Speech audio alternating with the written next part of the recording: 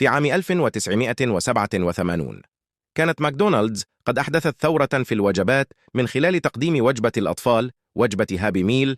أرادوا شيئاً يلفت نظر الجميع: الشراكة مع شركة هاسبرو لتحويل لعبة اللوح المفضلة في أمريكا إلى حدث تسويقي.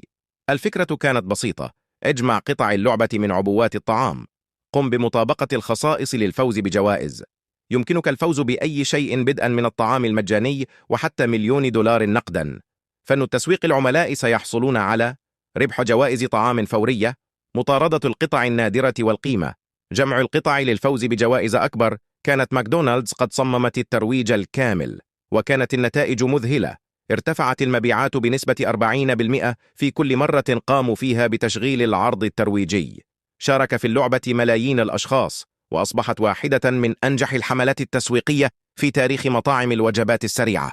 لكن شخصا ما رأى عيبا فادحا، فجاء دور جيروم جيري جاكوبسون، ضابط شرطة سابق أصبح رئيسا للأمن في شركة سايمون ماركتينج، الشركة التي كانت تدير الترويج بأكمله. منصبه منحه وصولا غير مسبوق إلى كل قطعة لعبة فائزة من إنتاجها حتى توزيعها.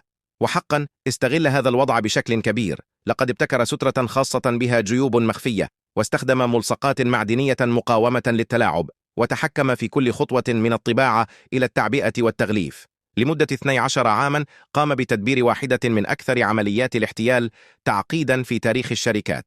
لقد كان يتحكم في توزيع الجوائز الكبرى بين هذه الشبكة من عام 1995 إلى 2001، أكثر من $24 مليون في مطالبات احتيالية، أكثر من 50 متآمرا عبر عدة ولايات. تقريبا كل جائزة رئيسية تم التلاعب بها. بدت الخطة مثالية.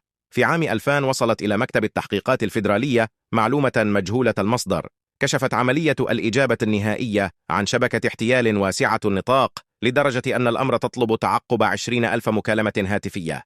وقام مكتب التحقيقات الفيدرالي بتثبيت أجهزة تنصت. بدأت المحاكمة في 10 سبتمبر 2001. تمت إدانة أكثر من 50 شخصاً، وحكم على جاكوبسون بالسجن لمدة 3 سنوات، وحكم عليه بدفع تعويضات قدرها $12.5 مليون.